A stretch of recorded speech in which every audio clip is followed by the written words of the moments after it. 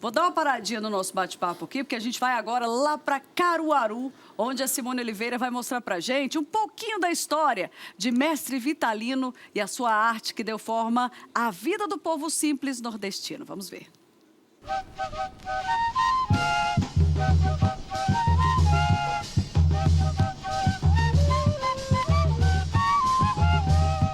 Do Alto do Moura para o mundo. É da casa do Mestre Vitalino, um dos artesãos mais conhecidos, não só do Nordeste, do Brasil e do mundo inteiro, que a gente vai mostrar agora a arte do barro. Ao meu lado está o Manuel Vitalino, ele que é neto do Mestre Vitalino e vai falar um pouco dessa arte, dessa cultura. E já começando, te fazendo uma pergunta, Emanuel, como é ser neto de uma pessoa que deixou uma marca na cultura de Pernambuco, da cultura nordestina para o mundo, e sabendo que o ofício do teu avô passa pelas gerações, porque o seu pai também foi artesão e hoje você também é artesão e vive da arte do barro. Isso, é uma responsabilidade, ao mesmo tempo é muito bom, né? Saber que nós estamos diante de um legado que vai passando de geração em geração. Como foi com meu avô, ele passou para os filhos dele, né? Que meu avô teve 6 filhos. Foram 4 homens e 2 mulheres. Dos 6, 5 aprenderam, né, fazer essa arte aí do barro. Mas depois que meu avô faleceu, né, em 20 de janeiro de 63, sempre quem ficou aqui à frente da Casa Museu foi meu pai, né, Severino Vitalino, que era o 4º filho do mestre, dando essa continuidade na arte, né, que é a arte figurativa. Essa arte que meu avô criou, ela é conhecida como arte figurativa, né, que ela retrata as cenas aqui do cotidiano do nordestino. Então, meu pai ele faleceu em 2019 e de 2019, então, até agora eu estou aqui à frente da Casa Museu para dar essa continuidade, né? Então, o visitante teve a oportunidade de conhecer aqui a Casa Museu, que foi a última morada dele, né, do meu avô. Vai encontrar peças feitas pela família, né, pelos netos, pelos bisnetos, que dão essa continuidade na arte do meu avô. E também aqui na própria comunidade, né, que o meu avô ele fez questão de passar essa arte dele para frente, para os amigos dele da época. Primeiro com os filhos, né, e depois para os amigos dele. Então, hoje aqui na Alto Moura, não é um número exato, mas eu creio que mais de 500 famílias sobrevivem através dessa arte que começou com ele, né? Então, acho que esse foi um dos maiores legados que ele deixou, foi essa arte aí, que hoje é conhecida hoje no mundo todo. Que coisa boa. E quando a gente fala de uma arte que é conhecida mundialmente, algumas características marcam todo este artesanato. Então, quais os elementos que a gente encontra dentro da arte do Mestre Vitalino, que faz parte da tua história, da tua família, de mais de 500 famílias aqui do Alto do Moura, de Caruaru? Além do barro, qual outra característica que a gente pode observar nesse artesanato? Veja, como eu falei, assim, essa arte que ele criou, né, que é a arte figurativa, é uma arte criada feita através da matéria-prima do barro, né, que ele é tirado da margem do rio Ipujuca.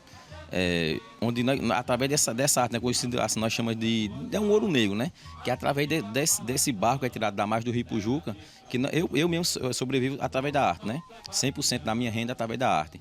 O meu avô ele criou os 6 filhos através da arte. O meu pai, Severino Vitalino, teve 13 filhos, criou todos os 13 através dessa arte. Então, esse eu acho que é o mais importante também, né.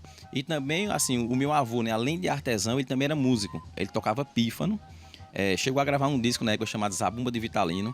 Então o visitante teve a oportunidade de conhecer aqui a Casa Museu, vai poder ver, além das peças feitas pela família, como eu falei, né, dando essa continuidade, vai também poder ver todos os pertences originais da época dele, inclusive os pífanos dele e o chapéu que ele usou, vão estar aqui na casa exposto para visitação também. Que coisa boa. Tem a música, tem o artesanato e também tem a religiosidade, que é uma marca presente na arte do Mestre Vitalino. E uma curiosidade que é sobre as peças que eram criadas por ele, porque trazia o cotidiano, aquilo que era vivido na época dele e também através das imagens dos santos, mas que as imagens não eram produzidas como o cotidiano. Por quê? Isso, é verdade. É como eu falei, a arte figurativa, essa arte que ele criou, meu avô, né? Que ela retrata as cenas do cotidiano nordestino. Então, como vocês podem ver, aqui no plano de fundo também, aqui, né, o meu avô ele era muito católico, né? Então, ele é devoto de vários santos, né? De São Sebastião, São Jorge, Padre Cícero, Santa Luzia. Então, assim, tem uma história que meu pai contava pra gente, sempre o seguinte, que o meu avô, você pode ver, você não vai encontrar nenhum santo feito por ele, porque na ideia dele era pecado produzir os santos, porque esse processo das peças que nós fazemos é um processo de modelagem. Aí depois ela passa um processo de secagem e depois vai para o forno. Então, na cabeça dele, por ele ser tão católico, ele achava que era pecado colocar o santo no fogo para queimar. Mas ela tem que passar por esse processo para chegar ao ponto final. Então tem que passar pelo processo de queima. Então ele não fez nenhum santo de barro. Ele só retratou as cenas do cotidiano do nordestino. Gente, essa casa que a gente está fica no Alto do Moura, a casa onde ele morou, criou os filhos e alguns elementos também foram produzidos por ele, pelo mestre Vitalino, e que estão aqui nessa casa. E retomando ainda a história dos santos, ele não fazia os santos por conta de não queimar, porque na cabeça dele era pecado. Mas ele fazia os nichos, onde ficava esse santo. E a gente já consegue ver aqui, logo na entrada, esses 2 nichos foram feitos pelo mestre Vitalino. Isso é verdade, como você falou. Você pode ver aí nas imagens aí, os santos, né, que representam o Padre Cícero, eles são feitos de gesso, mas os nichos, como você falou, são feitos de barro. Então foi ele quem fez. Ele não fazia os santos, mas o suportezinho para colocar os nichos foi feito por ele. E também a própria casa, né? Essa própria casa, que foi a última morada dele, foi ele mesmo quem construiu essa casa, o meu avô, junto com um amigo dele que era pedreiro na época, né? Ela foi construída em 1959. Então aqui ele morou de 59 até 63, quando ele faleceu, dia 20 de janeiro de 63. Ou seja, os últimos 4 anos da vida dele, ele morou na casa que ele mesmo construiu. Você me leva agora para conhecer um pouco da casa? Vamos lá? Aqui era a sala de entrada, né? Onde ele... A entrada vai ter assim, as peças expostas pela família. Aqui nesse local que vocês estão vendo aí agora, né? São os instrumentos que ele usava para trabalhar, né? O meu avô, ele tinha outra peculiaridade também, né? Ele trabalhava sentado, né? Como você pode ver, as imagens são os instrumentos que ele usava, né? Os carimbos dele, a faca. Como ele não sabia nem ler nem escrever, então ele carimbava as peças dele.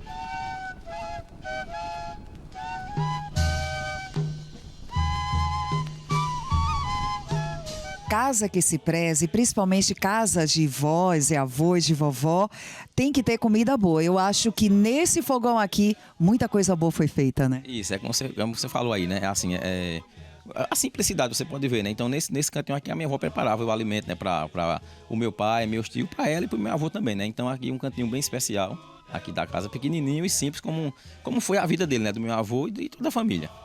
E que fica na memória para sempre e no coração também, né? Isso, é verdade, é verdade.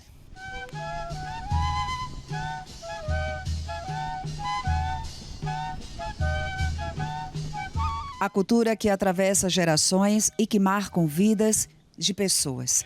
Assim aconteceu com o mestre Vitalino, assim acontece na vida do Emanuel, que faz a arte do barro prosseguir pelas gerações afora.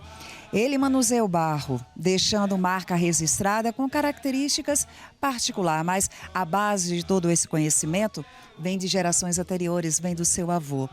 Emanuel, para a gente poder encerrar essa conversa, claro que a gente não poderia deixar de te mostrar e mostrar a tua arte, a habilidade que foi aprendida observando no cotidiano, né? Isso, é verdade, né? Como nós costumamos falar, né? Aqui não tem uma escola para dizer você vai aprender a fazer um boneco de barro. Então, eu digo que a escola é o dia a dia. É você vendo ali, no caso, né? O seu pai, um irmão mais velho. Eu, no meu caso, aprendi com a minha mãe, né? Ela era artesã também, além de dona de casa, era artesã. Então, eu aprendi com ela. A escola é essa, primeiro você observa. Você vai observando, eu observo ela fazer as peças, então ela vai dando uns toques também, né? Dizer, ó, faça isso, faça aquilo também, então vai aprendendo. Então começa como uma brincadeira de criança e depois vai ter que começar a ficar tipo profissional, né? Vai ter que começar a fazer valendo mesmo, que é para vender para o turista, né? Então, mas começa como uma brincadeira. Nada de forçar a base, não, você vai ter que aprender, não. Acontece naturalmente, como é em toda a nossa família. Eu comecei aos 6, 7 anos também, né? Fazer essa arte aí, estou até hoje dando essa continuidade no legado do meu avô, que vai passando por gerações, né? Meu avô, meu pai, e hoje comigo, com meus irmãos, meus primos, toda a família dá essa continuidade no legado do mestre. De pai para filho, de mestre para mestre, a arte de mestre Vitalino. Jesus na glória, Jesus na glória, Jesus na glória, respondeu na cruz. Que história linda! Obrigada, Simone Oliveira. Ó, beijo grande pra você, beijo pra todo mundo de Recife. A gente quase não gosta de lá, né? Não é, menina? E ainda mais nesse período, Caruaru, Campina Grande, na Paraíba, deve estar cheio de gente vivendo São João.